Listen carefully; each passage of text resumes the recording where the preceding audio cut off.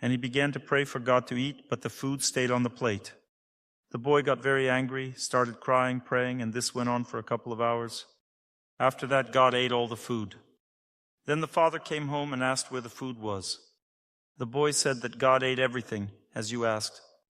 And the father thought that he had eaten everything himself, so he went to the same place again the next day and told the boy to do the same thing again. But he hid himself, and the boy started doing the same thing again. He began to cry, pray, and God didn't eat because the father was peeking. And God didn't want the father to see, and the father understood this.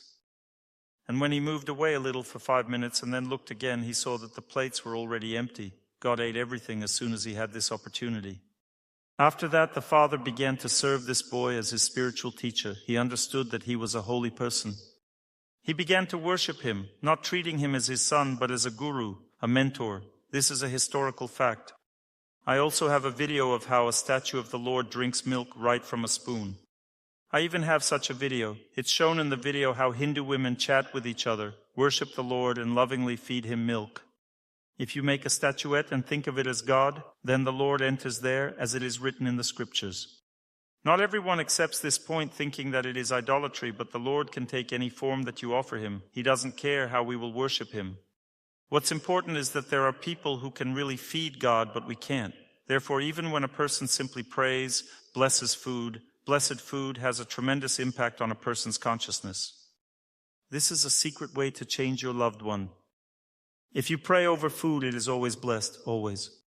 The most important thing when you pray over food, when cooking, don't taste it, cook by eye. If you pray, don't taste it, because if you've tasted it, what is there for God to do? Meditation calms the mind. You sit down, tune into some music, or meditate on purity, on happiness. Meditation is an activity of the mind.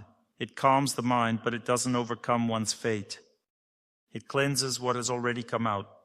Fate is what sits inside. Fate is defeated only by sound, directed at God. This sound penetrates right into the heart, deeper, deeper, deeper. You can even see yourself as a soul during prayer. Prayer can go that deep. But when you just meditate, you touch the surface of the lake of the mind and cleanse this reservoir, cleanse it. The deeper the meditation, the more strongly you cleanse the lake of the mind. But meditation cannot dig deep into fate. You can only penetrate fate with the help of the sound. You can only get in there with sound.